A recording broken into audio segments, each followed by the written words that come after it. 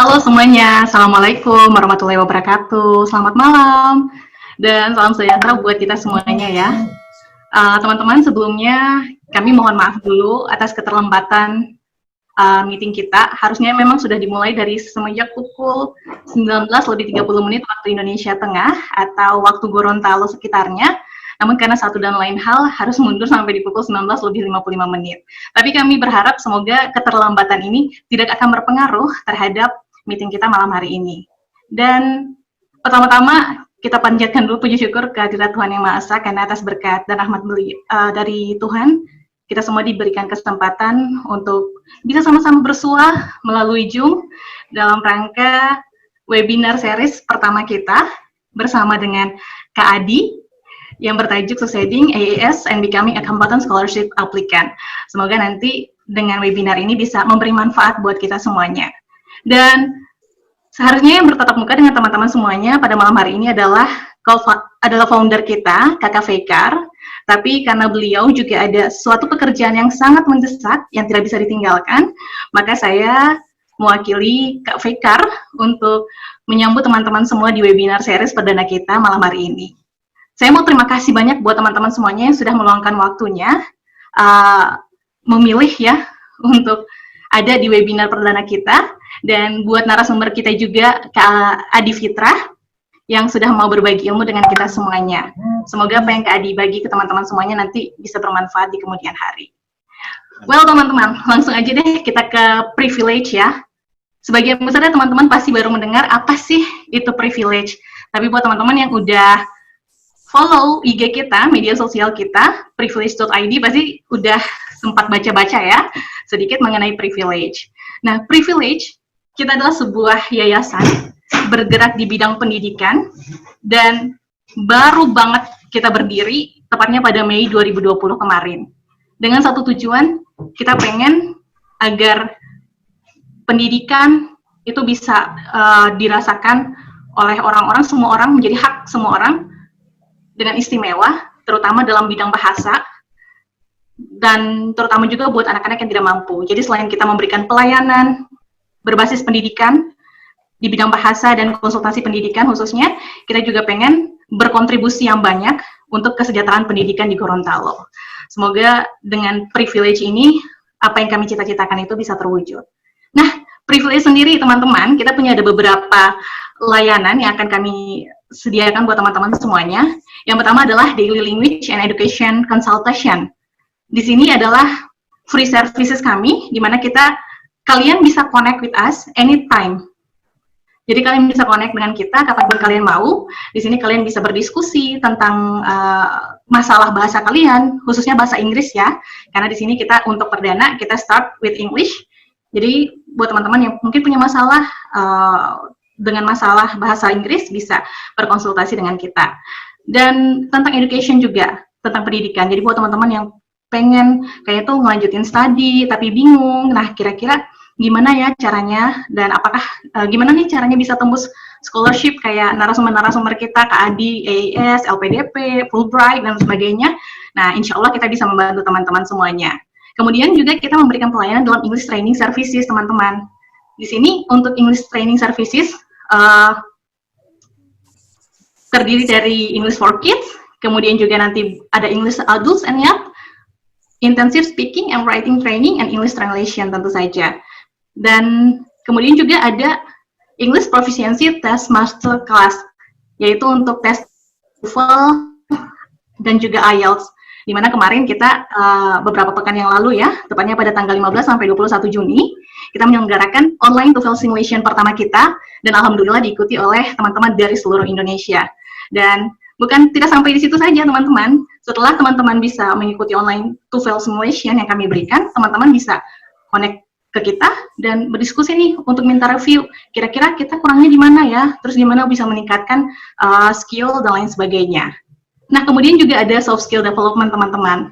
Nah, di soft skill development ini kita akan fokus terhadap public speaking, kemudian juga self branding, career expansion, dan bahkan sampai di desain. Insya Allah ini bisa terwujud ke depannya.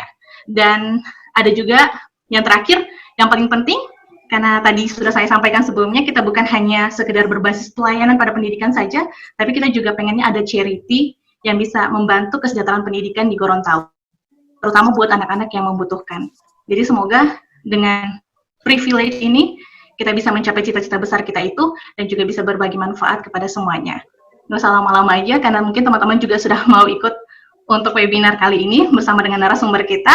Dan terakhir, semoga webinar malam hari ini bisa bermanfaat buat semuanya. Terima kasih. Wassalamualaikum warahmatullahi wabarakatuh. Waalaikumsalam warahmatullahi wabarakatuh. Wah, terima kasih banyak Kak Dali atas penjelasannya nih. Jadi sebelum kita memulai teman-teman, saya bacakan dulu rules-nya ya. Yang pertama, hanya bisa masuk menggunakan satu akun di gadget ataupun laptop. Kemudian peserta webinar dapat melakukan interaksi secara langsung dengan pemateri melalui moderator hanya pada saat sesi tanya jawab. Jika memiliki pertanyaan saat materi berlangsung, peserta dimohon untuk mengajukan pertanyaan melalui room chat atau fitur raise hand di Zoom. Kemudian dilarang keras menginterupsi jalannya webinar dengan melakukan Zoom bombing. Peserta yang melakukan akan diblok dan di blacklist dari kegiatan privilege selanjutnya. Kemudian wajib mematikan suara saat materi berlangsung untuk tidak mengganggu jalannya webinar.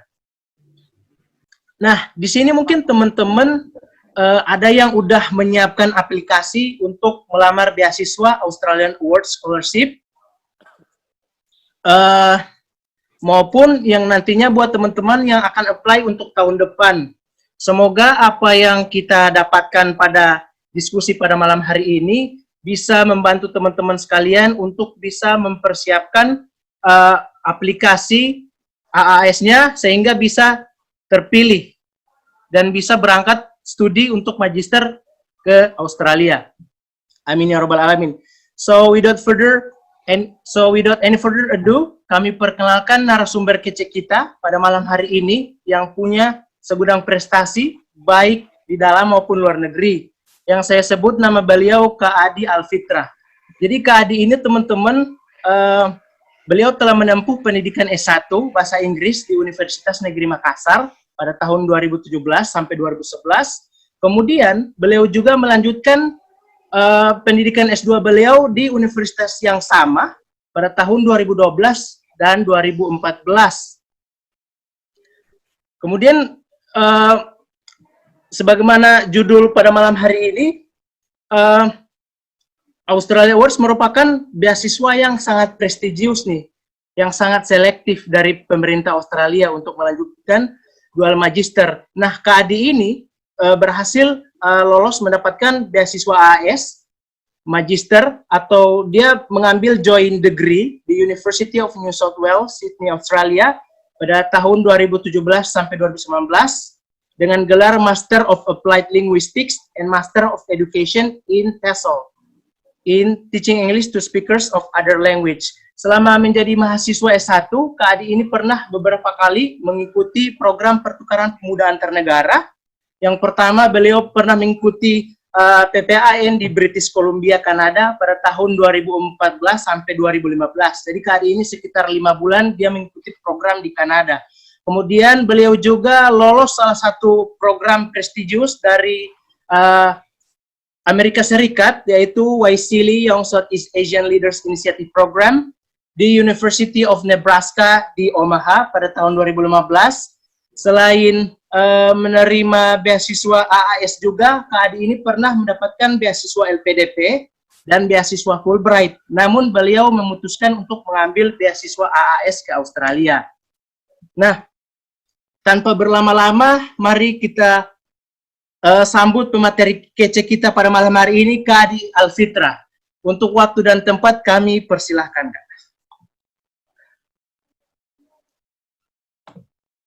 Halo semuanya, selamat malam.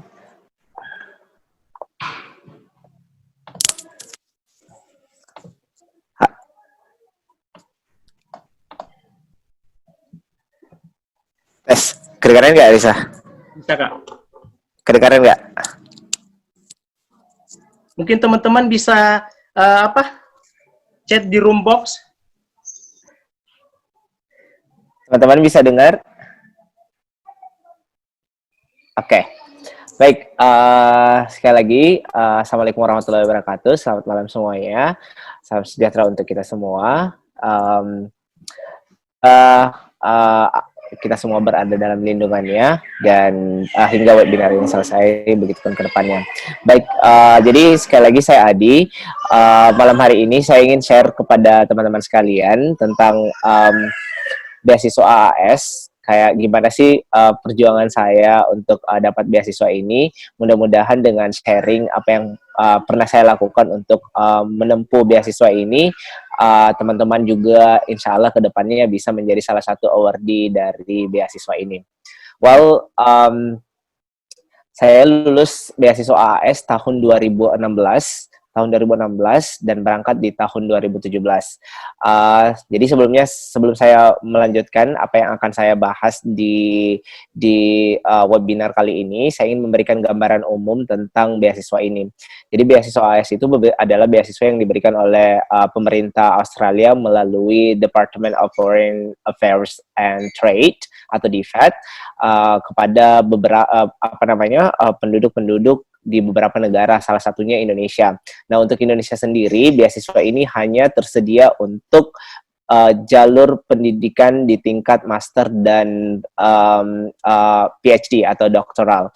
Nah, kalau di beberapa negara yang lain seperti Samoa, terus ada Myanmar, itu untuk S1 AS ini juga tersedia. Tetapi khusus untuk Indonesia itu hanya tersedia untuk tingkat master and PhD or doctoral program. Nah, beasiswa ini adalah fully funded. Jadi beasiswa yang orang-orang biasa menyebutnya prestigious karena pertama itu ketika menjadi seorang award di AAS, maka teman-teman akan mendapatkan kesempatan untuk connected with all the awardees from around the world ketika belajar di kampus, di salah satu kampus di Australia. Kemudian semua ditanggung mulai dari keberangkatan, visa, kemudian stipend, tuition fee, bahkan mereka memiliki yang namanya enrichment on award enrichment activities. Jadi ketika kita kuliah akan banyak kegiatan yang dilakukan oleh pemerintah Australia yang dikhususkan untuk penerima beasiswa Australia Awards. Kemudian yang selanjutnya adalah yang perlu teman-teman ketahui bahwa sebelum kita berangkat ke Australia, ketika kita menjadi salah satu awardee-nya nanti, itu akan ada yang namanya pre-departure training atau PDT yang dilaksanakan di ILF. Kalau nggak di ILF Bali, itu biasanya di ILF Jakarta. Nah, selama PDT ini kita benar-benar akan dipersiapkan supaya ketika kita sampai di Australia nantinya, kita benar-benar siap untuk menjadi seorang mahasiswa. Apa yang dilakukan? Pertama, jika teman-teman belum memenuhi syarat IELTS yang untuk diterima di universitas tujuannya, maka teman-teman akan diajar tips and trick atau dalam artian belajar IELTS, kemudian akan diberikan kesempatan untuk ikut tes IELTS secara gratis yang dibayarkan oleh pemberi beasiswanya. Kemudian kita juga akan belajar tentang academic writing, sehingga ketika kita sampai di universitas di Australia, kita sudah siap dengan bentuk tugas yang akan kita hadapi. Gimana sih cara menulis esai, gimana cara menulis critical review, gimana cara menulis report misalnya, itu akan diajarkan semuanya di PDT. Jadi benar-benar AS itu mempersiapkan awardee-nya, sehingga kita siap secara mental dan akademik ketika karena mereka mungkin sadar ya bahwa academic environment di Indonesia dengan di Australia it's totally different, makanya mereka mempersiapkan kita sedini mungkin. Kemudian kita juga belajar tentang Australian culture kayak supaya kita nggak culture shocks ketika sampai di Australia. Nah, itu sedikit gambaran tentang beasiswa Australia ini sendiri. Terus yang bagus dari Australia Awards ini adalah karena kita bebas memilih kampus apapun yang ada di Australia. Jadi selama itu berada di dalam area Australia, itu tidak mesti kampus yang Ivy League atau misalnya kampus yang top di satu kota yang mesti kita pilih, itu nggak mesti, tapi selama kampus itu ada di daftar di pemerintahan Australia, maka itu bisa kita daftari dan jurusannya masuk ke dalam daftar yang diberikan oleh AAS itu sendiri. Nah, untuk proses gimana sih proses tahap-tahap dalam mendaftar Australia Award Scholarship ini, sebentar nantinya saya akan menjelaskan lebih rinci tentang beasiswa ini sebenarnya mencari orang-orang yang seperti apa sih. Kemudian saya akan lebih fokus ke gimana sih teman-teman untuk mempersiapkan esai teman-teman, karena dalam proses seleksinya itu akan ada 4 esai yang harus, bukan esai sih, tapi kayak semacam pertanyaan yang harus kita jawab. Jadi perlu teman-teman ketahui bahwa hari ini saya akan lebih fokus untuk sharing gimana cara mendevelop jawaban-jawaban dari pertanyaan esai tersebut. Namun sebelumnya saya ingin berbagi kepada teman-teman tentang tahap-tahap dari beasiswa Australia Awards itu sendiri. Jadi ketika teman-teman mendaftar, biasanya pendaftaran itu dibuka dari bulan Februari hingga April, biasanya di setiap tahunnya. Cuman karena lagi COVID, jadi the deadline has been extended to the 30th of June, which is next week, I guess. Dan teman-teman masih punya kesempatan untuk melengkapi apa yang belum lengkap. Dan bagi teman-teman yang mungkin niatnya mendaftar tahun depan, bisa mulai dari sekarang mengerjakan hal tersebut. Nah, setelah kita melakukan atau melengkapi semua berkas, kita kita upload semuanya di websitenya, karena pendaftarannya itu semua online, tidak ada yang offline. Kemudian teman-teman setelah lulus berkas itu, teman-teman akan diundang oleh Australia Awards Indonesia untuk menghadiri yang namanya GST test. Nah, GST test itu diperuntukkan untuk orang-orang yang shortlisted dalam artian yang lulus berkas itu akan menghadapi 2 tes. Jadi GST itu ada 2. Yang pertama wawancara. Jadi tes wawancara, kemudian yang kedua akan ada tes IELTS itu sendiri. Nah, dalam tes IELTS itu sendiri, seingat saya kita harus mendapatkan 5,0 untuk overall band dari tes IELTS yang mereka berikan. Nah, tes IELTS yang mereka berikan itu adalah free ketika kita shortlisted. Dan kita akan ikut tes wawancara yang pada zaman saya itu ada 2 pewawancara, satu orang dari di FED atau perwakilan dari kampus, kemudian satu orang dari alumni Australia Awards yang dari Indonesia yang sudah memiliki pengaruh di Indonesia. Nah, setelah itu setelah lulus wawancara apa segala macam, kita akan ikut yang pre-departure training either in Bali or in Jakarta, tergantung dari hasil IELTS kita. Nah, sekarang what qualities yang sebenarnya yang dicari oleh Australia Award Scholarship ini. Nah, ini bukan saya nggak buat sendiri, tapi ini saya ambil atau kutip dari website Australia Awards Indonesia. Jadi teman-teman, sebelumnya saya ingin menyampaikan bahwa satu hal yang harus dilakukan adalah kalian harus belajar bagaimana membaca atau mencari source yang benar-benar accurate dan benar-benar trusted. Dan untuk beasiswa ini, saya ingin teman-teman itu stay tune di website ini, di www.australiaawardsindonesia.org, karena semua informasinya itu ada di sana. Nah, kembali ke kualitas orang seperti apa sih yang Australia Awards itu cari. Pertama, professional and personal qualities.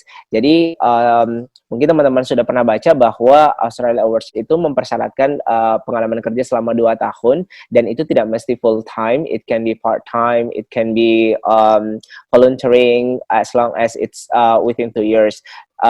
Makanya pada saat teman-teman kuliah atau misalnya ambil gap year, mungkin teman-teman bisa memanfaatkan waktu itu untuk bekerja sampingan, dan pekerjaan yang dilakukan tidak mesti inline dengan kuliah yang kita sedang jalani ketika S1 atau misalnya S2 di Indonesia. Kemudian personal qualities, Australia Awards itu mencari yang namanya future leaders untuk di Indonesia itu. sendiri, sehingga skill-skill seperti leadership, organization skills, networking dan segala macam itu diperlukan bagi seorang awardee, dan hal itu bisa teman-teman bangun dari sekarang melalui kegiatan-kegiatan ekstrakurikuler di luar kuliah atau di di dalam kampus ataupun di luar kampus. Dan yang kedua adalah academic competence, karena beasiswa ini adalah beasiswa yang diperuntukkan untuk kuliah di universitas, maka orang-orang yang dicari pastinya adalah orang-orang yang memiliki ability untuk menyelesaikan kuliahnya dalam kurun waktu yang diberikan. Karena di Australia itu sekedar informasi bahwa untuk jenjang master ada beberapa jurusan yang harus diambil selama 2 tahun, ada yang 1,5 tahun, dan ada yang setahun. Seperti itu. Kemudian, jadi ini erat hubungannya dengan IPK. Jadi kalau misalnya teman-teman kadang berpikir bahwa IPK itu nggak terlalu penting, segala macam, mulai sekarang mungkin mindsetnya bisa dirubah bahwa IPK has an important role, karena itu adalah satu-satunya proof untuk membuktikan bahwa we are having a good academic competence. Dan IPK, standar IPK atau minimum IPK yang diberikan itu dicantumkan di dalam website yang saya kutip ini. Kemudian yang terakhir adalah potential to impact on the development challenges in Indonesia. Dalam artian bahwa awardee ketika return home, karena kita diberikan waktu selama 2 tahun untuk berkontribusi di Indonesia setelah pulang dari Australia, maka kompetensi untuk sebagai seorang future leaders atau sebagai influencer ketika kembali ke Indonesia di bidang apa yang telah kita pelajari itu sangat perlu diperhatikan untuk kita tampakkan di jawaban-jawaban esai kita, both in our essay or in our interview later on if we are being shortlisted in the application. Nah, ini ada general requirements yang saya kutip dari website. Yang pertama, pastinya kita harus memiliki KTP Indonesia atau paspor Indonesia, kemudian belum menikah atau tidak pernah menikah dengan warga negara Australia atau New Zealand. Kemudian ini teman-teman mungkin bisa baca, dan untuk lebih jelasnya saya nggak akan menghabiskan waktu di sini, karena teman-teman ini bisa baca ini di website yang saya taruh tadi, dan mungkin yang familiar untuk ini sangat jelas di requirements-nya. Dan satu hal, ini pesan saya yang pertama, bahwa biasakan untuk membaca dulu semua requirement sebelum mengerjakan sesuatu, karena jangan sampai teman-teman ada yang miss ketika udah ngerjain tiba-tiba gara-gara baca instruction yang diberikan atau requirements yang diberikan dari awal hingga akhir. Karena Australia Awards Indonesia itu di websitenya sangat jelas banget, mulai dari requirements, deadline, dan segala macamnya, and it's really updated. Websitenya diupdate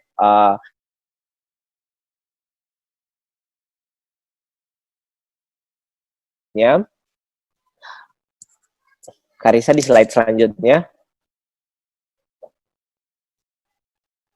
Di slide selanjutnya, nah ini teman-teman yang tadi saya sampaikan bahwa untuk GPA itu ada minimum requirements-nya, seperti yang teman-teman bisa lihat di 2,9. Di 2,9, jadi IPK-nya nggak boleh di bawah 2,9. Jadi kalau misalnya IPK-nya 2,91, alhamdulillah berarti udah bisa daftar. Nah, kadang ada yang bertanya, ngaruh nggak sih dengan durasi kuliah? Misalnya kita lulusnya lambat tapi IPK-nya bagus, atau IPK-nya jelek tapi lulusnya cepat. Nah, itu kira-kira gimana, Kak? Kalau menurut saya, karena di sini nggak ada dipersyaratkan bahwa mesti lulus dalam kurun waktu misalnya 4 tahun atau 4,5 tahun, maka teman-teman harus lihat bahwa peran IPK itu jauh lebih penting. Jadi kalau misalnya ada waktu untuk memperbaiki IPK-nya, silahkan diperbaiki dulu sehingga ketemu dengan requirements yang ada pada AAS ini. Nah, ini juga yang paling penting, teman-teman, sertifikat kemampuan berbahasa Inggris. Jadi AAS itu mempersyaratkan TOEFL atau IELTS, dan AS merupakan apa namanya masih menerima untuk TOEFL paper based. Jadi kayak tidak mesti IELTS atau tidak mesti IBT, masih bisa menggunakan paper based. Dan yang penting bukan prediction yang dilakukan oleh institusi atau misalnya pusat bahasa masing-masing kampus. At least itu ITP paper based itu masih bisa dipakai. Nah, untuk tahun ini sepertinya untuk persyaratan TOEFL yang dipersyaratkan adalah 550 atau IELTS setara dengan IELTS 5,5 seperti itu. Nah, for the rest of the presentation mungkin saya akan lebih share ke apa namanya untuk yang master degrees, karena kebetulan saya ngambilnya komputer, jadi saya nggak punya capability untuk share pengalaman tentang mendaftar PhD atau misalnya pengalaman saya ketika mendaftar sebagai PhD, karena untuk PhD sendiri sepengetahuan saya itu akan ada additional presentation kayak sudah di-short, karena untuk PhD sendiri itu harus menuliskan proposal penelitian dan untuk setelah di-shortlisted akan dipanggil untuk presentasi tentang penelitian yang dipropose di aplikasinya seperti itu. Tapi saya tidak akan berbicara banyak tentang gimana sih proses PhD karena saya belum mendaftar untuk proses aplikasi ini. Nah, untuk persyaratan yang lain seperti apa namanya seperti berkas-berkas yang lain. Nah, teman-teman harus ingat bahwa ijazah, transkrip, kemudian birth certificate dan segala macamnya itu perlu ditranslate ke bahasa Inggris. Jadi kalau misalnya ijazahnya belum ditranslate, silakan ditranslate. Biasanya pusat bahasa di masing-masing kampus itu memberikan memberikan jasa translate dan itu bisa berterima. Karena pengalaman saya juga translate di ijazah di kampus di mana saya lulus dan alhamdulillah keterima. Jadi untuk sworn translator itu juga bisa dipakai dan semuanya harus di-translate ke bahasa Inggris dokumen-dokumen tersebut. Jangan sampai ada yang miss, karena silly banget kalau misalnya hanya gara-gara miss dokumen dan nggak beasiswanya jadi nggak dapat. Nah, sekarang kita masuk ke intinya. Jadi, ketika mendaftar aplikasi beasiswa Australia Awards, itu akan ada 4 pertanyaan. Dan sebentar, saya akan share tanya-tanyaan untuk jawaban-jawaban dari pertanyaan ini yang pernah saya ajukan ke ke reviewer beasiswa Australia Awards dan alhamdulillah keterima, dan teman-teman bisa baca jawaban saya. Setelah dibaca, teman-teman mungkin ada yang ingin ditanyakan atau ada yang ingin sharing, nantinya bisa ketika sudah masuk sesi tanya jawab. Baik, pertanyaan yang pertama, jadi 4 pertanyaan itu saya akan bacakan dulu pertanyaannya, dan mungkin teman-teman ada yang udah nulis jawabannya, dan setelah melihat mungkin nantinya teman-teman bisa reflect back ke esai yang udah ditulis, sehingga mungkin bisa dibandingkan atau misalnya bisa kasih terserah dari teman-teman. Jadi pertanyaan pertama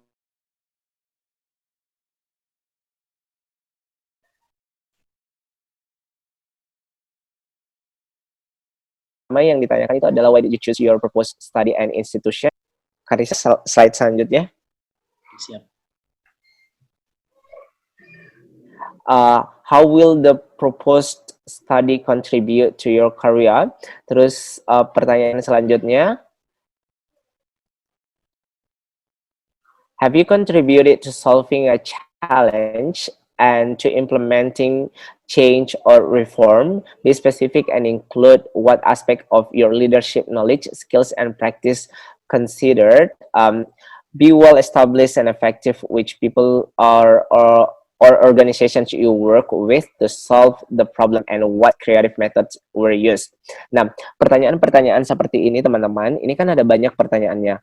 Jadi, usahakan semua pertanyaan itu terjawab. Jadi ini ada banyak banget pertanyaannya. Pertanyaan, have you? Itu masih yes no question. Terus ada ditanyakan skill, di specific. Terus ditanyakan lagi which people or organization you work with. Jadi kalau misalnya membuat atau menjawab pertanyaan seperti ini, saya sangat menyarankan untuk memakai skill mind mapping. Jadi dibikin dulu draft yang jawabannya itu menjawab semua pertanyaan.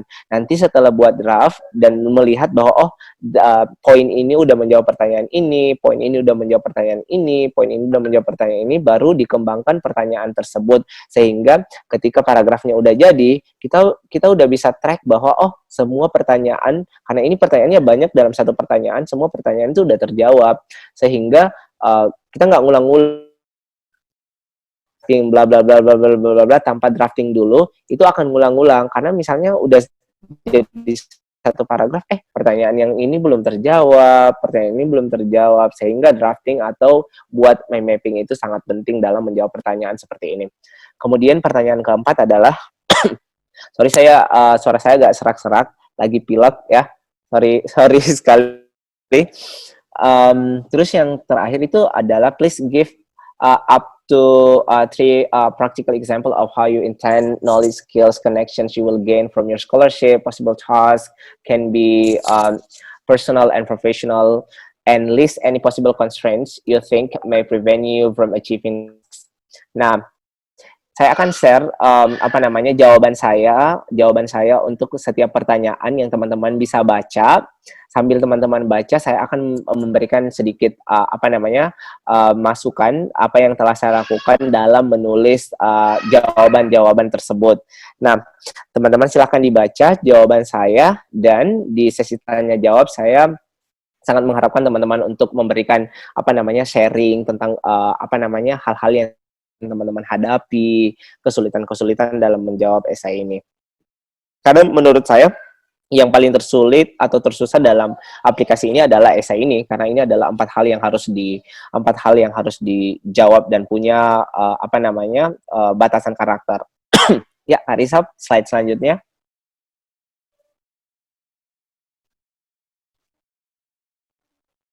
Ya, jadi ada ini adalah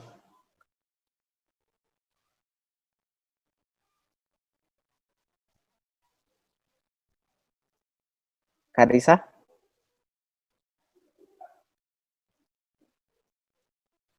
Ya, jadi ini adalah jawaban saya ketika mendaftar AS di tahun 2016. Di tahun 2016 lalu. Jadi pertanyaan ketika ditanya, silakan teman-teman baca. Bisa dibaca nggak? Atau mungkin Kak Risa bisa diperbesar deh ininya. Diperbesar screen-nya.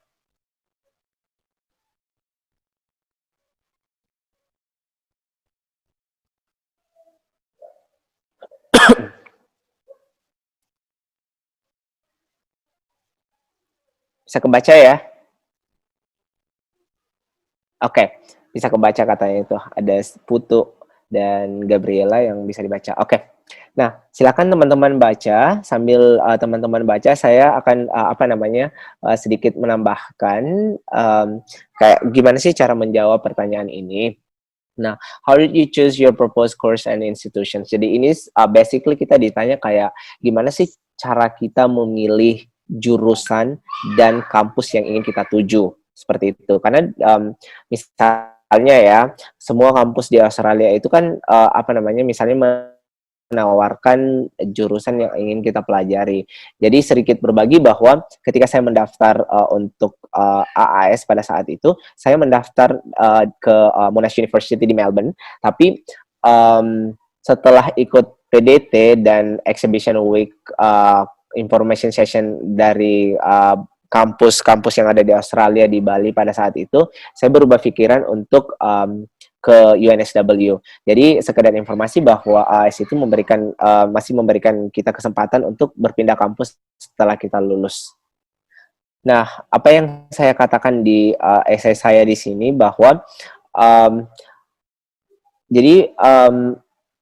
dua paragraf ini menjawab pertanyaan di atas. Jadi paragraf pertama itu menjawab tentang bagaimana saya memilih course, dan yang paragraf kedua bagaimana saya memilih institusi yang ingin saya tuju.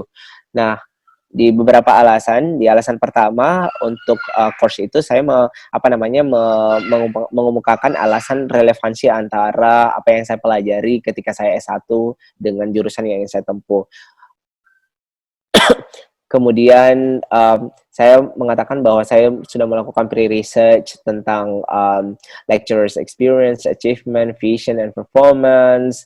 Kemudian, jadi ini juga penting bagi teman-teman yang ingin mencari beasiswa apapun itu, bahwa sebagai seorang pencari beasiswa harus kita ketahui bahwa jurusan yang ingin kita pelajari itu adalah benar-benar jurusan terbaik yang ada di kampus itu, atau misalnya jurusan terbaik dibandingkan dengan kampus-kampus yang lain, seperti itu. Jadi mulai dari misalnya semester 1 kita belajar apa, semester 2 belajar apa, siapa yang bakalan ngajar, yang ngajar itu siapa, maksudnya dalam artian adalah track recordnya gimana, tentang papernya, buku yang pernah ditulis oleh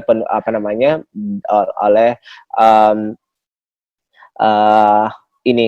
Dan mungkin sekarang pertanyaannya itu dirubah untuk ini ada yang bertanya ya. Ya, jadi ini sebentar saya akan bahas. Ada yang nanya tentang pertanyaan dirubah dari how menjadi why. Benar sekali. Tapi itu tidak akan merubah esensi alasan, karena ini sama dengan alasan apa yang kenapa kita memilih jurusan tersebut untuk pertanyaan pertama. Mungkin kita bisa pindah ke pertanyaan kedua, Kak Risa.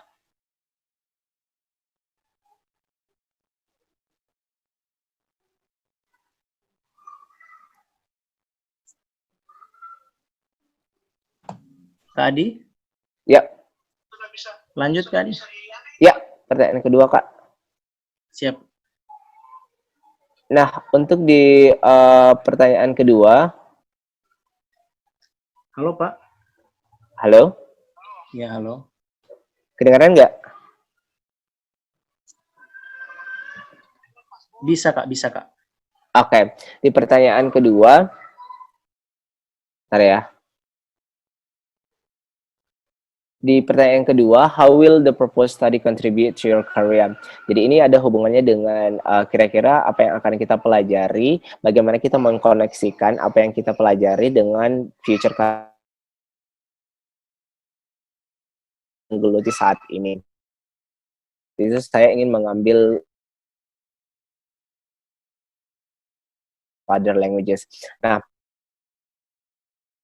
teman tentang ini bahwa yang pertama adalah lebih spesifik. Jadi kayak misalnya kayak gini nih, banyak orang misalnya kayak udah banyak nih anak-anak alumni pendidikan bahasa Inggris terus mau kuliah tentang TESOL, tapi kita harus menjadi lebih spesifik tentang apa sih di dalam TESOL itu yang ingin kita pelajari dan kenapa itu penting sesuai dengan bidang yang kita geluti. Seperti yang saya lakukan pada saat itu, bahwa saya mengemukakan bahwa saya ingin lebih fokus ke curriculum design and material development. Jadi meskipun itu adalah payung besarnya adalah teaching English to speaker of other languages or TESOL itu, tapi di dalamnya ada hal-hal yang spesifik yang bisa kita kemukakan urgensinya kepada kepada reviewer bahwa hal ini benar-benar penting untuk saya lakukan, untuk saya pelajari, karena dan manfaatnya bukan cuma untuk professional development saya atau misalnya personal development saya, tapi ini akan bermanfaat bagi institusi tempat saya bekerja ketika saya kembali ke Indonesia, seperti itu. Jadi be spesifik, be unik tentang apa yang teman-teman ingin pelajari, course yang teman-teman propose ke AS itu sendiri. Karena misalnya mau belajar TESOL, kan yang belajar TESOL udah banyak. Makanya dari situ kita harus harus benar-benar unik dan spesifik supaya berbeda dengan orang lain. Dan dari spesifik itu teman-teman bisa melihat atau bisa melihat satu sisi bahwa oh ini penting nih, ini adalah hal yang paling dibutuhkan di kampus saya, tempat saya mengajar atau tempat saya bekerja pada saat ini. Seperti itu. Nah, selanjutnya Kak Risa di pertanyaan kedua. Nah, ini yang tadi saya bilang bahwa ini pertanyaannya banyak banget dalam satu pertanyaan, dan yang saya ungkapkan di sini adalah sebagai jawaban Jadi di sini yang ditanyakan adalah kontribusi kita dalam solving sebuah problem atau challenge, dan bagaimana leadership skill kita atau knowledge kita gunakan untuk tackling down the problem, dan organisasi apa yang pernah kita bekerja sama untuk mencapai tujuan atau menemukan solusi dari masalah yang tadi.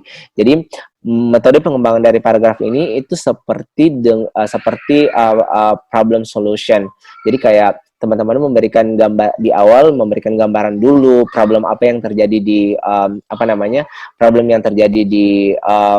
di lingkungan teman-teman. Misalnya yang saya lakukan adalah bahwa di from education sector, kayak kita punya sekolah, kita punya ini, tapi kita nggak punya perpustakaan. Makanya saya come up dengan sebuah ide untuk melakukan project yang namanya Gerakan 1001 Buku. Jadi solusinya udah ada, problemnya ada, solusinya ada.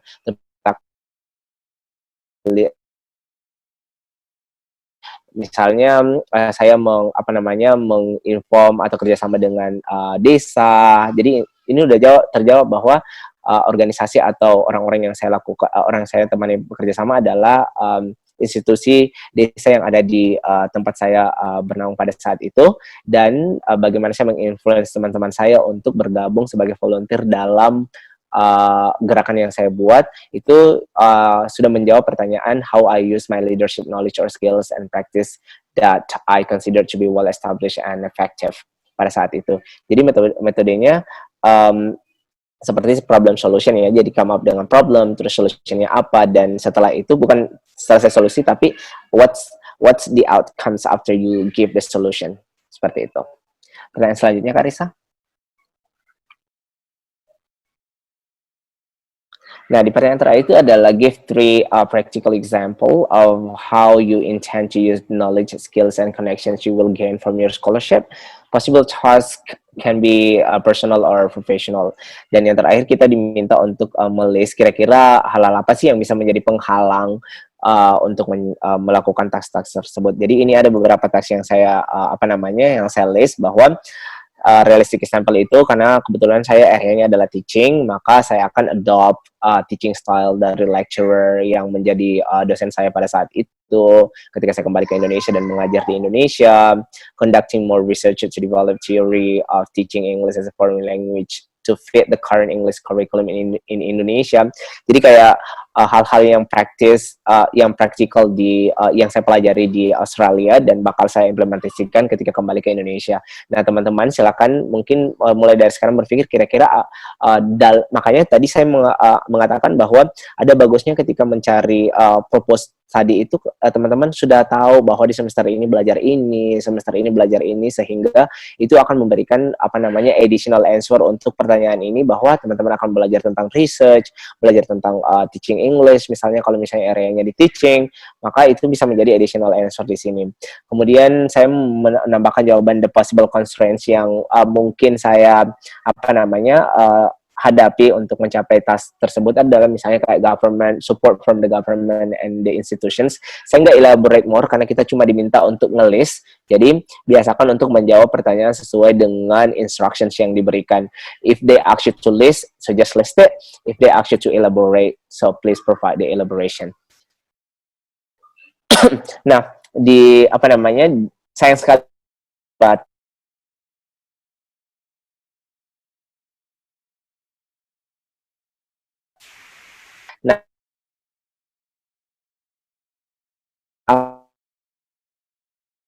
sih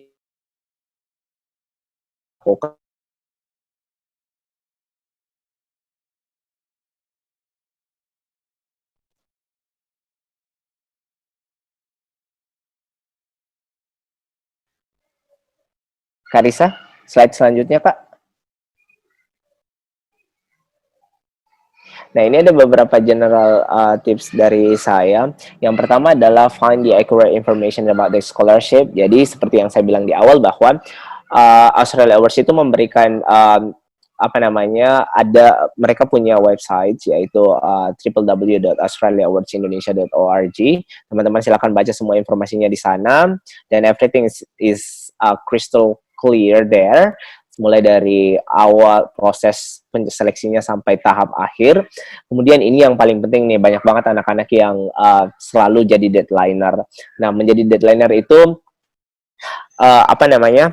Karena kan ini rentang waktunya yang normal adalah dari Februari sampai April, dan biasanya kalau misalnya mau daftar tahun depan dari awal dong, maksudnya kan dari tahun sebelumnya udah siap.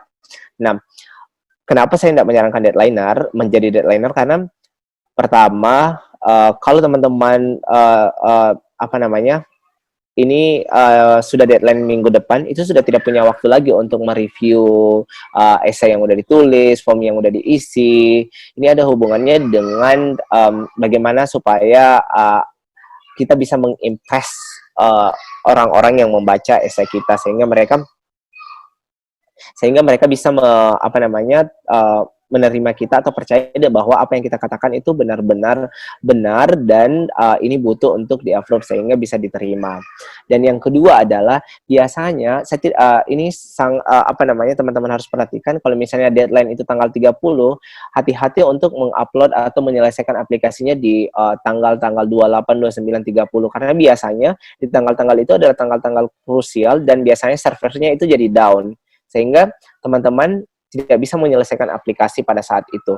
Sehingga saya menyarankan bahwa kalau misalnya deadline-nya tanggal 30, usahakan sudah submit di tanggal-tanggal 20, atau misalnya paling lambat ya 21, 22 lah, sebelum apa namanya, deadline-nya ditutup. Karena jangan sampai servernya down. Kemudian yang kedua, well prepared will lead to the best result. Jadi semakin bagus persiapan teman-teman, itu resultnya yang bisa diharapkan juga akan semakin bagus, seperti itu. Terus yang selanjutnya adalah have someone to review your application. Jadi surround yourself with people who has the same mission. Jadi kalau misalnya teman-teman lagi cari beasiswa, usahakan bahwa teman-teman itu dikelilingi sama anak-anak yang cari beasiswa juga, karena itu bisa menjadi support system. Dalam artian kita berjuang untuk hal yang sama, dan kita bisa saling tolong-menolong untuk apa namanya, saling mereview aplikasi kita. Atau kalau misalnya teman-teman tahu ada misalnya yang apa namanya, yang udah pernah lulus beasiswa itu, maka minta tolonglah sama orang tersebut untuk mereview esainya atau apa, atau misalnya dibantu untuk diberikan arahan seperti itu. Karena satu hal yang saya percaya bahwa if you have a dream, maka carilah orang-orang yang dream yang kalian mau itu mereka udah pernah capai, sehingga mereka udah pernah melewati jalan tersebut dan mereka bisa berbagi ke kalian, seperti itu. Jadi bukan someone ya, tapi banyak orang. Jadi kalau misalnya apa namanya, ini aplikasinya udah dibaca sama si A, minta lagi si B, si C, karena mungkin mereka punya masukan yang berbeda dan itu bisa make sense dan bisa membantu kita untuk memperbaiki esai kita, seperti itu. Dan yang terakhir adalah never give up. Jadi kayak jarang banget ada orang-orang bukan jarang ya, tapi mungkin ada beberapa orang yang tidak 1-2 kali, sampai 3 kali, 4 kali mendaftar beasiswa baru keterima. Ada orang yang mendaftar sampai 5 kali, 6 kali, 7 kali baru keterima. So, never give up, dan pokoknya apapun yang teman-teman lakukan, niatnya harus bagus, dan apa namanya, jangan pernah menyerah, karena kalau misalnya kalian menyerah itu berarti udah kalah sebelum berjuang, seperti itu. Dan yang terakhir adalah good luck teman-teman untuk semua yang lagi berjuang untuk aplikasi tahun ini. Semoga keterima dan diberikan hasil yang terbaik. Dan bagi teman-teman yang masih berjuang untuk di tahun selanjutnya, insya Allah akan diberikan kemudahan dan apa namanya, let me know kalau misalnya teman-teman ada pertanyaan. Terima kasih. Wah, baik sekali Kak Adi. Terima kasih banyak atas sharing-sharingnya Kak Adi pada malam hari ini. Jadi Kak Adi sudah apa namanya, menjelaskan dari awal bagaimana sih kita agar bisa lolos beasiswa Australian Awards ini. Jadi mungkin di sini sudah banyak teman-teman yang bertanya. Mungkin saya bisa bacakan satu persatu ya Kak Adi. Ya.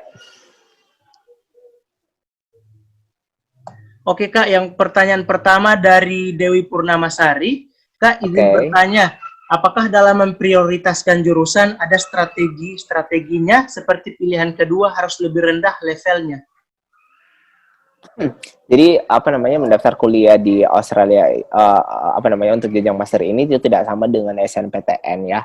Jadi kayak nggak sama bahwa ada grade ini, grade itu. Jadi misalnya satu jurusan yang sama misalnya ya, satu yang sama misalnya jurusan itu sama-sama ada di Melbourne dan sama-sama ada di Sydney, di University of Sydney misalnya.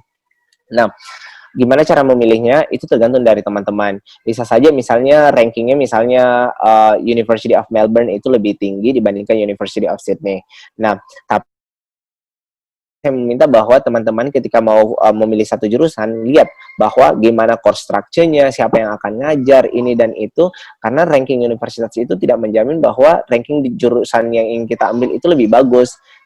Jadi tergantung dari apa namanya, apa yang ingin kita pelajari, dan sesuai dengan apa yang ingin kita lakukan seperti itu. Jadi misalnya kayak jurusannya sama, tapi misalnya di Unimelb itu apa namanya course ini diajarin lebih awal, sementara di apa namanya di USyd, di University of Sydney, course-nya itu diajarin di semester akhir, sehingga itu bisa menjadi alasan bagi kita untuk lebih memilih USyd atau lebih memilih Unimelb seperti itu misalnya.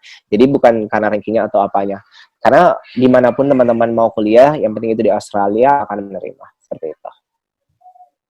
Wah, baik sekali, Kak. Terus jawab pertanyaan yang kedua, apakah ada batasan jumlah karakter per tiap pertanyaannya, Kak? Oh, ini udah dijawab nih. Oh iya, 2000. Kak Amrullah Rosadi, saya kenal juga beliau ini. Oh iya, halo Kak Amrullah Rosadi, Kak Mas Amrul. Waisili juga ke Amerika ini, Kak. Oke, selanjutnya Kak, saya mau nanya, selama PDT, Pre-Departure Orientation, apakah kita akan stay di asrama? Kemudian untuk kedua, untuk tahapan GST, yang pertama interview sama tes IELTS itu gimana, Kak? Oke, untuk yang pertama selama PDT itu kita hanya diberikan uang sekitaran 3 juta per bulan kalau nggak salah, dan kita harus manage sendiri. Kita ngekos di mana, nggak ada asrama. Kita ngekos sendiri. Kemudian untuk tahapan GST yang pertama interview atau tes IELTS, Kak, itu kalau di pengalaman saya di hari yang sama, jadi paginya saya di hari yang berbeda. Jadi di hari Senin saya tes IELTS, besoknya saya interview. Seperti itu. Sepingat saya. Itu di hari yang berbeda. Terus kalau ditambahkan bahwa bidang atau program yang mau diambil di kampus tersebut sudah diakui dunia, gimana Pak? Maksudnya?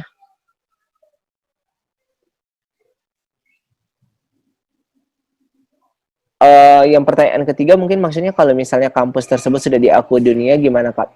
Itu boleh kalau misalnya teman-teman mau cantumkan bahwa ini rankingnya bagus apa segala macam, tapi saran saya itu adalah be spesifik lagi dan lagi karena dibatasi karakternya, dan usahakan alasan-alasan yang menjurus dan sesuai, karena ini general banget kan kalau misalnya kampus ini ranking ini seperti itu. Jadi kayak itu that's too general. Kalau saran saya dan sesuai dengan apa yang saya lakukan, saya lebih memilih jawaban-jawaban yang lebih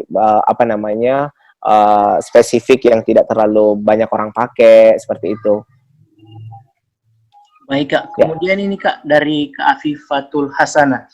Kak, saya ada 2 pertanyaan nih. Untuk yang pertama, untuk professional organization sama sertifikat tambahan lebih baik dimasukkan yang inline dengan propose tadi, apa boleh memasukkan yang tidak inline?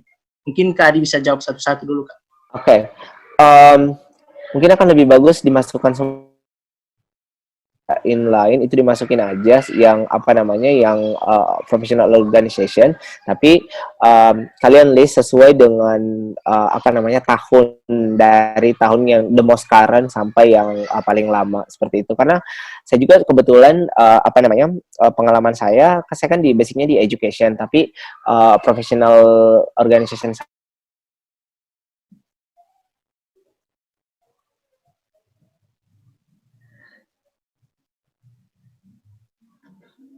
proof of identity oleh salah satu.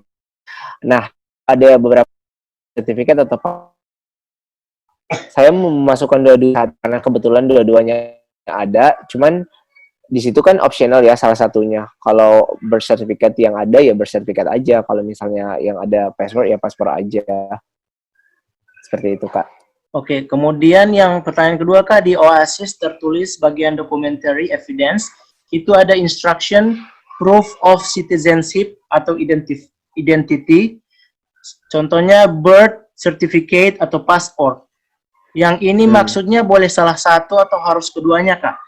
Sedangkan di sistem AAI ada perintah birth certificate or equivalent. Ya, salah satunya aja. Tapi itu kan ada namanya additional form ya. Kalau misalnya teman-teman ada semua, itu bisa di-upload aja semuanya. Seperti itu. Tapi birth certificate, halo? Bisa kedengaran, Kak? Ya, jadi bisa salah satunya kalau misalnya teman-teman punya, salah satunya aja. Tapi kalau yang saya lakukan pada saat itu karena punya dua-duanya, jadi kalau misalnya punya dua-duanya di-upload aja, nggak ada salahnya kok. Baik, Kak. Ya. Oke, Kak, untuk pertanyaan selanjutnya dari Juliana Tando. Malam, Kak, apakah surat rekomendasi penting? Ada teman saya yang PNS yang mau mencari rekomendasi dan berencana meminta surat rekomendasi dari wali kota. Katanya dia ada alumni lolos beasiswa. Selain pertanyaan ini, surat rekomendasi dari pejabat daerah dengan menjelaskan bahwa beasiswa yang dipilih akan sangat mendukung pendidikan sekembalinya penerima beasiswa ke Indonesia. Menurut Kak Adi Fitra, bagaimana dengan hal ini? Jadi untuk surat rekomendasi itu sendiri kalau nggak salah tahun ini tuh jadinya optional ya untuk master degree, jadi kayak nggak wajib. Cuman kalau misalnya teman-teman bisa dapat untuk surat rekomendasi itu akan lebih bagus menurut saya. Nah, siapa sih yang berhak memberikan kita rekomendasi? Apakah itu wali kota, presiden, menteri, itu semuanya berhak memberikan bukan berhak tapi bisa memberikan rekomendasi kepada kita. Yang terpenting adalah orang-orang yang tahu kita secara profesional. Dalam artian adalah yang punya inline, yang pernah bekerja dengan kita. Misalnya biasanya atasan, dosen. Kenapa mereka disarankan memberikan rekomendasi? Karena mereka punya rentan waktu yang melihat bagaimana kita dalam dunia kerja, bagaimana kita dalam dunia akademik seperti itu. Sehingga mereka benar-benar capable untuk memberikan rekomendasi. Jadi kalau misalnya ada yang mengatakan bahwa oh bagus nih kalau rekomendasinya dari presiden atau wali kota, ya emang bagus, cuman gimana sih esensi dari rekomendasi itu sendiri.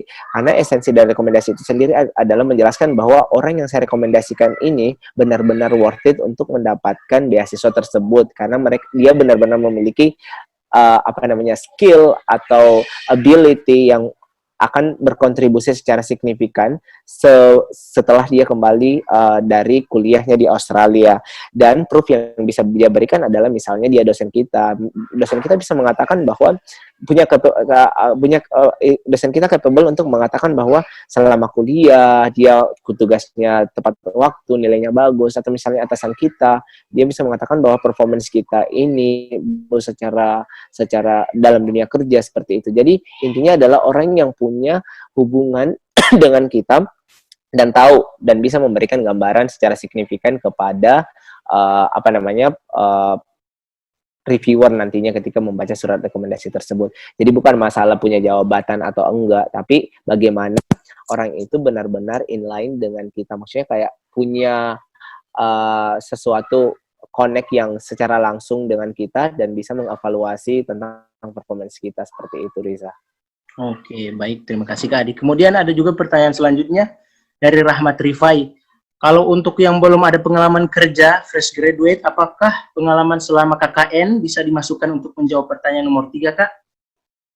Nah, itu setahu saya ya, untuk beasiswa AS ini diperuntukkan untuk orang-orang yang sudah memiliki pengalaman kerja selama 2 tahun. KKN itu kita nggak KKN selama 2 tahun kan ya, Mas Rahmat. Jadi saya sarankan sambil mempersiapkan diri, mungkin dengan kemampuan bahasa Inggris atau apa, mungkin Mas Rahmat bisa sambil bekerja sehingga untuk menjawab pertanyaan nomor 3 itu bisa lebih terelaborate dibandingkan hanya memasukkan pengalaman kerja selama KKN seperti itu. Oke. Jadi untuk Kak Petra juga jawabannya udah dijawab sama Kak Adi juga. Dia tadi nanya soal pengalaman kerja selama beberapa tahun atau enggak. Tadi kan Kak Adi udah menjelasin tuh buat yang penerima beasiswa AS itu bagi orang-orang yang udah punya pengalaman minimal 2 tahun kerja gitu, untuk bisa diterima di AAS. Mungkin beda sama LPDP kali. Ya, kalau beasiswa LPDP kan bisa fresh grade, nggak ada persyaratan Kak Risa untuk pengalaman kerja. Baik Kak. Kemudian ini ada dari Alvina Rahmawati Melilia. Di setiap questions saya mencoba mengaitkan research interest dan priority field yang saya targetkan. Apakah tidak ada atau malah terlihat seperti terlalu banyak pengulangan Kak?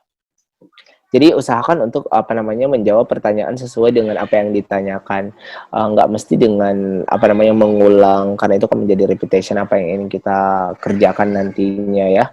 Jadi kayak propose course ya, fokus pada pertanyaan tersebut dibandingkan harus mengulang-ulang jawaban padahal udah dikatakan di pertanyaan 1, pertanyaan 2 sampai pertanyaan 3.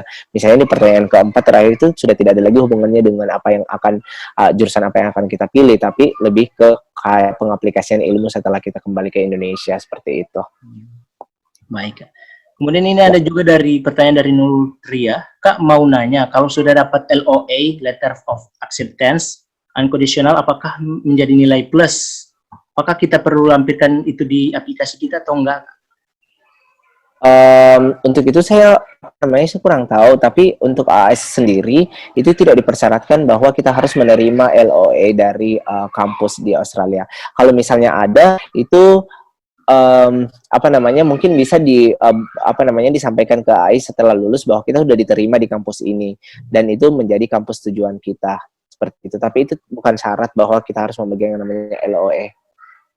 Baik Kak. Kemudian ada dari juga Kak Putulingga Pratama. Izin tanya Kak Adi, apa saja pertimbangan Kak Adi kenapa alih dari University Monash ke UNSW Kak?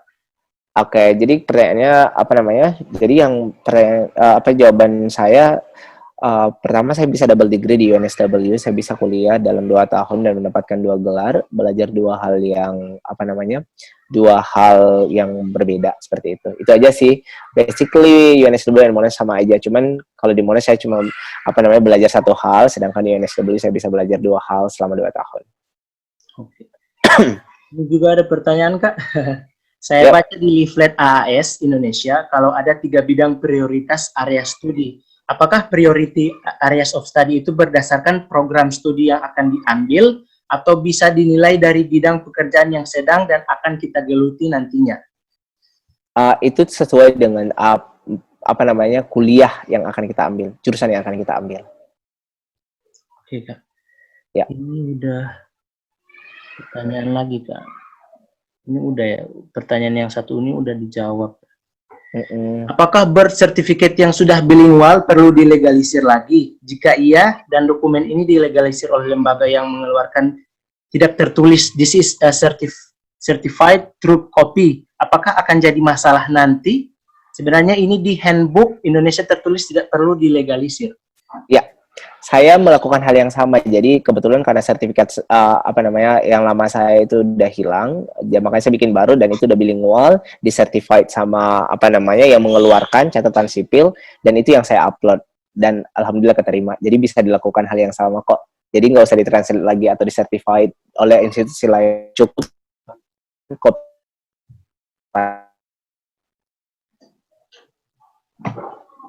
Oke Kak, udah. Kemudian pertanyaan yang kedua Kak, sertifikat TOEFL dilegalisir atau tidak? AAS Handbook menuliskan sertifikat copy, sama juga pertanyaan kayak di atas.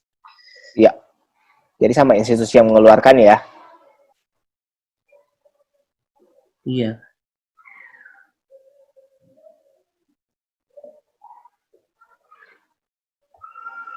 Kemudian ini juga Kak, Kak, ada tips trik khusus nggak untuk mendaftar fresh graduate, di mana kita bersaingnya dengan yang udah profesional kerja? Tambahkan jalur masuknya lewat non-targeted group. Jadi harus kerja dulu ya, sepertinya seperti itu. Jadi kayak harus benar-benar punya pengalaman kerja dulu untuk bersaing. Betul sekali Kak. Ini juga Kak dari Sri Lestari Mahmud. Salam Kak, saya Abdul Gorontalo. Gorontalo Junior Kakak di Pertukaran Pemuda Indo-Kanada tahun 2010. mau tanya ke Adi, apa LOA memudahkan kita untuk lulus university dan beasiswanya, dan ke Adi kok bisa double masternya ya. Itu untuk kuliahnya gimana dan apa jangka waktunya sesuai jangka waktu beasiswanya. Nah, kayaknya yang LOE udah tadi ya. Jadi kayak LOE itu nggak nggak ngaruh sama aplikasi kita karena memang nggak dipersyaratkan. Dan kenapa saya bisa double degree karena UNSW memang ada program double degree as long as it's under one faculty, jadi di bawah satu fakultas. Jadi kuliahnya selama 2 tahun, jadi setahun apply linguistik dan setahun education. Itu juga bisa di mix, misalnya di 1 semester ambil 2 mata kuliah di linguistik, ambil 2 mata kuliah di education, seperti itu. Oke, ini mungkin pertanyaan terakhir buat Kak Adi nih. Ya. Masalah join degree. Oke. Apakah biayanya juga ditanggung sama pihak beasiswa dan kita dibebaskan memilih jurusan apa? Kemudian tolong ceritakan pembelajaran applied linguistiknya dong. Terus tolong share list courses dan lectures untuk jurusan applied. Mungkin bisa menghubungi saya secara pribadi kali ya yang ini. Jadi silakan teman-teman kalau misalnya udah follow Instagram saya boleh DM atau apa kalau misalnya ada pertanyaan yang lebih spesifik tentang jurusan saya atau apa, itu saya akan jawab insya Allah seperti itu. Oh, banyak sekali pertanyaan. Dan mungkin Risa kan waktu yang sedikit terbatas, teman-teman. Pertanyaan yang belum sempat terjawab, silakan di-copy dan di-DM ke saya. Dan saya akan berusaha jawab. Kalau misalnya nggak malam ini, mungkin besok saya akan jawab. Silakan kalau misalnya merasa pertanyaannya belum saya jawab, silakan DM ke Instagram saya. Saya akan jawab insya Allah. Seperti itu, Kak Risa. Saya akan tulis Instagram Kak Adi ya.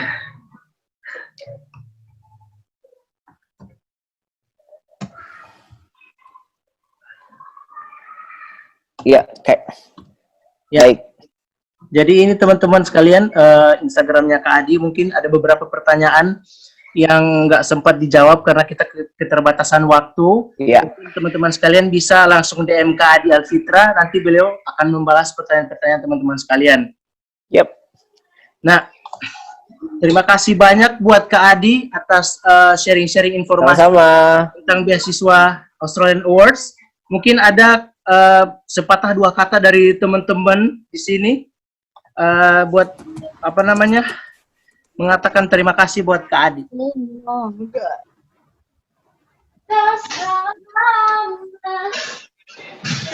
Terima kasih Kak Adi. Sama-sama. Good luck ya semuanya. Sukses. Kak Adi. Ya. Selamat istirahat Kak. Minum obat. Sama-sama. Bye-bye. Kalau ada webinar selanjutnya. Kak Adi, thank you loh. Ya. Sama-sama Kak Fikar. Halo Kak Adi. Maaf ya baru join Kak. Iya. Thank you Kak Adi. It's very Iya, helpful sama-sama. and useful. May Allah bless you Kak Adi. Sama-sama. Semoga bermanfaat ya. Kali jangan lupa makan. Makasih banyak Kakak. Iya, sama-sama. Lebih seringnya.